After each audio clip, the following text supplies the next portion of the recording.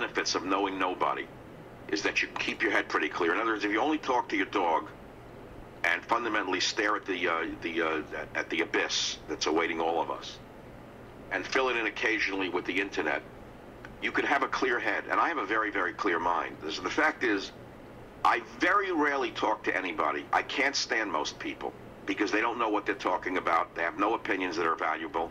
They have no knowledge that I don't. Why do I want to talk to an ordinary, even if he's a nice person? If he doesn't have knowledge that I need, why do I want to know him? What do I need, the human contact? As I said, a dog is better. A dog is not trying to get a job from you. A dog's not trying to get on your show. You know what I'm saying? A dog's not trying to take anything from you. A dog doesn't want to be left in your will. All he wants you to do is rub his chest at night. That's all. 10 pounds of love. So as I say, I very rarely venture outside of immediate family. Even there is limited. We live in separate zip codes. But I have a few friends I talk to.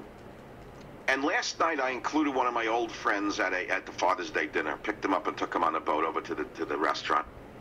And we were talking. He's a leader in the field of health and nutrition. He's a medical doctor going back many years, a real degree, as opposed to what comes in today from the third world with fake credentials that they bought in a popcorn box on the internet. And he said, you know, there's an actual benefit to the demise of the seafood industry in the Gulf. I know this is going to be very controversial because many of you are going to say, how dare you? Because today now the shrimp fisherman is held up as, I would say the shrimp fisherman today is George Washington. A month ago, no one ever heard of him. Toothless, the Bayou, the Cajun, you didn't care. Now all of a sudden, the shrimp fisherman is the sacred symbol of the American worker. Okay, I understand it. Instead of the deadliest catch, the smallest catch. But that's the way it works. I don't know anyone who doesn't eat shrimp except Orthodox Jews and Muslims, which means I don't know anybody who doesn't eat shrimp, personally. Most people like shrimp, by the way, so it's a very big blow. I like the shrimp, by the way, from Alaska.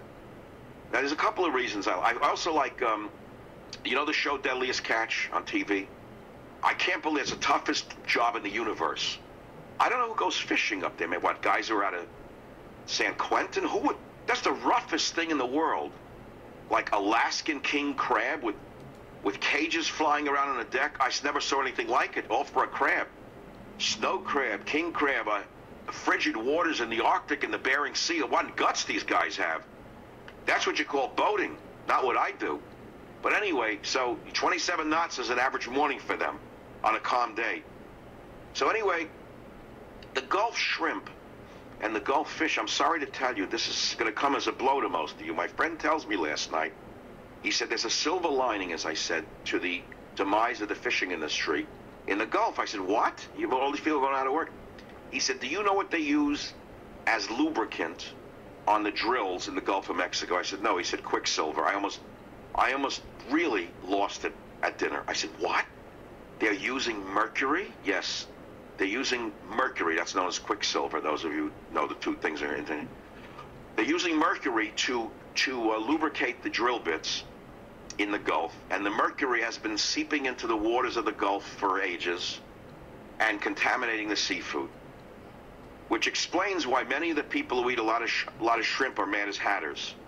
Because if you know the old story, Mad as a Hatter, that's related to mercury. You know where that came from? Lewis Carroll, Mad as a Hatter?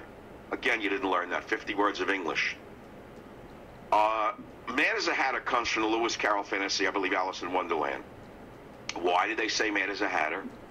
Because in the old days, hats had hat bands which were stiffened by being dipped in Quicksilver or mercury to make them hard.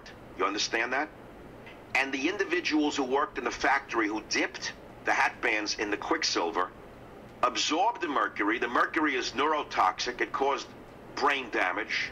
Most of them became lifetime Marxists and Democrats, and they were known as Mad as a Hatter. You understand that?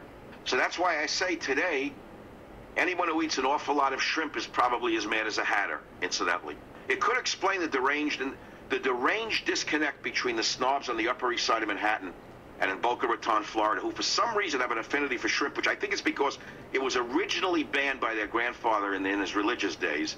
And the minute they were free to the religion, they ate everything they weren't allowed to eat. Pork and shrimp, all the other tray food that they weren't allowed to have. They eat more of it than the average person who grew up on it. So in other words, the more diehard liberal Democrat who was not supposed, and grandfather, you couldn't touch a shrimp, your hand would, or if you ate a piece of prosciutto or ham, you would die immediately. So once the dietary restrictions of the grandfather was removed, and they were liberated, they became degenerates and they ate shrimp and ham. But they did so in a way that was unseen in the scope of human history. In other words, they ate more shrimp in one sitting than Barney Frank could ever imagine having on a smorgasbord in North Korea with Madeleine Albright. But that would require having listened to the show for the last 12 years to put those things together.